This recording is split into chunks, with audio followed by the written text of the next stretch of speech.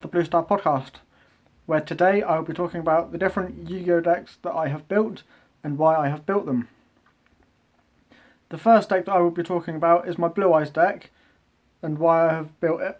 I built it a while ago and it still isn't 100% complete because I haven't fully decided on which Blue Eyes related cards I want to put in it yet.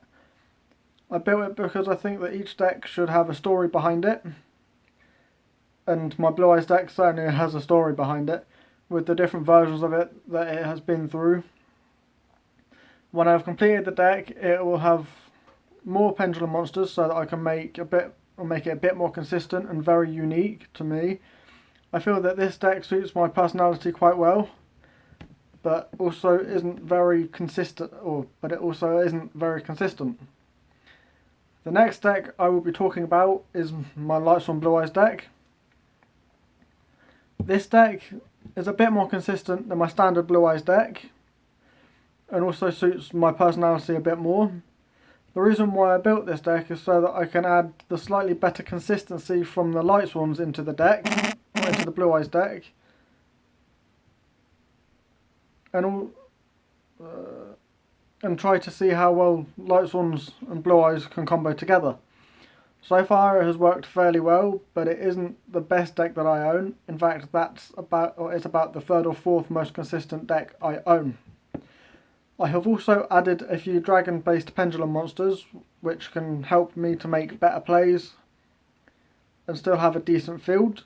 This deck uses almost all of the different types of main and extra deck cards, which makes it very fun to play. The next deck that I will be talking about is my Lights On deck. This is the second most consistent deck that I own and can actually work well against gimmick decks, although if you aren't careful you might end up decking out, which will make you lose the duel. I have been trying to practice with memorising the different combos that the deck can pull off. I have also added a few extra cards to the extra deck to make it a bit more interesting than just going into Curious, Lights On Dominion and Michael the Arch Lights On. This deck is also pretty fun to use. The next deck that I will be talking about is my Zombie deck. This is my most consistent deck. The reason why it is really consistent is because I somehow managed to get a Synchron out on either my first or second turn. This deck mostly revolves around getting the field spell Zombie World onto the field and then bringing out Doom King Baladrock, which is the main boss monster of the main deck. This deck does revolve around making combo plays and preventing my opponent from making their combo plays. The reason why I built this deck is because I can use two different strategies, the first being on the offensive and the second being on the defensive. This is the deck that I have used the most out of all of my decks because it is the most fun and consistent deck that I have. This isn't a generic zombie deck because I have added a few non-zombie cards into it, like Dark Armed Dragon, Magna Drago, Red Resonator, Mrs. Radiant, Link Karibo, Colossal Fighter, Dark Rebellion Xyz Dragon, and Starving Venom Fusion Dragon. The next deck I will be talking about is my custom Cyber Dragon deck. This deck isn't the best, but it seems to work with the addition of the XYZ Dragon Cannon and Armed Dragon cards. I built this deck because I wanted to see if I could make a deck that was both fun and very budget by using cards I already had. Although it's got a low budget, it is also very inconsistent and will most likely not win any duels. This deck's main purpose is to show that you don't need to buy the latest decks to be able to have fun, and that it is good to be different, which will make any duel more fun to play because people won't know what or how your deck plays. 1 second. You're back in a... I'll have the script back up in a second because I just had a crash. Not sure why, but it did. That's my Nokia for you. This Nokia 1 phone is absolute garbage.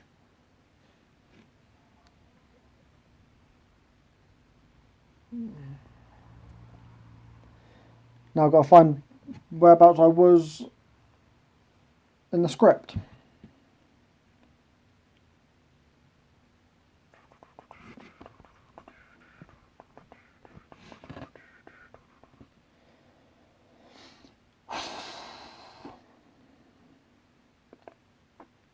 I know I was on my Cyber Dragon deck, but I'm not sure. Oh no, I think I just finished. Yeah. Those are my 5 favourite decks to use, because it makes me think about which plays I can make and how well each deck can stack up against a lot of other competitive decks. Oh god. I think it's crashed again.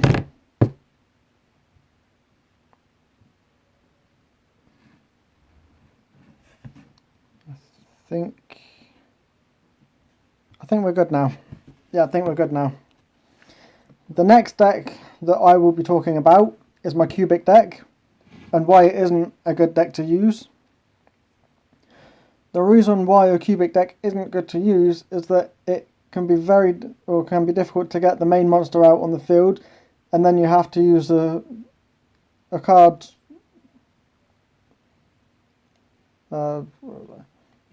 And then you have to use a card that sends the effect damage that you will receive back at your opponent, so that they take double the damage, and there are only a few cards in the game that can redirect effect damage, like Barrel Behind the Door. This deck can be good for an Xyz deck, because you can use 3 of each monster in the main deck, which can be used to bring out one of each level of Xyz monsters, from level 1 up to level 4. This is one of my worst decks because it isn't consistent, and it is very rare to get the Barrel Behind the Door on the field before Crimson Nova, the Dark Cubic Lord. And the app just crashed again, which means this phone is useless. It might crash another couple of times during this whole thing, but hopefully not many more times. Before Crimson Nova, the Dark Cubic Lord, so I don't use it.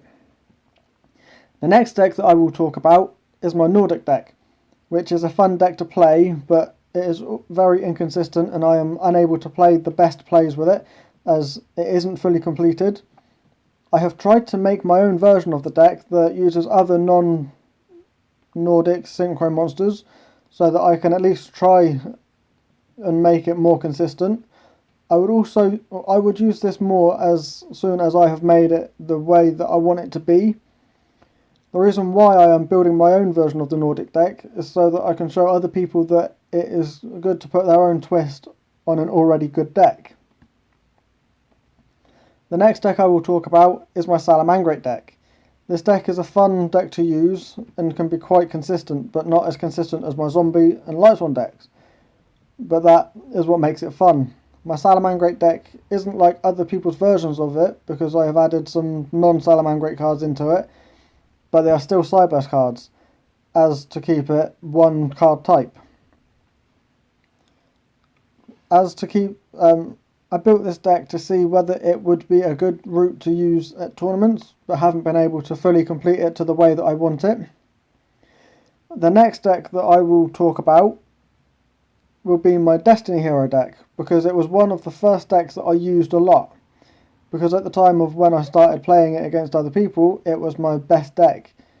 This deck is still a decent deck, but still needs some work to be fully consistent and good for tournaments.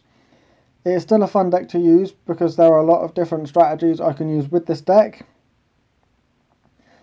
The final deck that I will be talking about would be my Dinosaur deck. This deck is far from finished,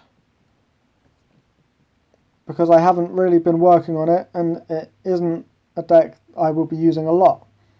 So it's just there. And if I do want to start using it against other people, I can make a proper build route for it and try to make it as competitive as I can. I'm not quite sure of how good it will be and in its current form, but I hope that once I have fully completed the deck, it will be fun to use and consistent. That is going to be it for this episode of the Bluestar Podcast. Sorry for the issues I've had recently with it. Next episode I'll be talking about how I have been keeping positive and focused on making designs for my Redbubble store. Thanks for watching or listening. I hope you have a great day and rest of the week, and I will see you all in the next one. Peace out. Bye bye.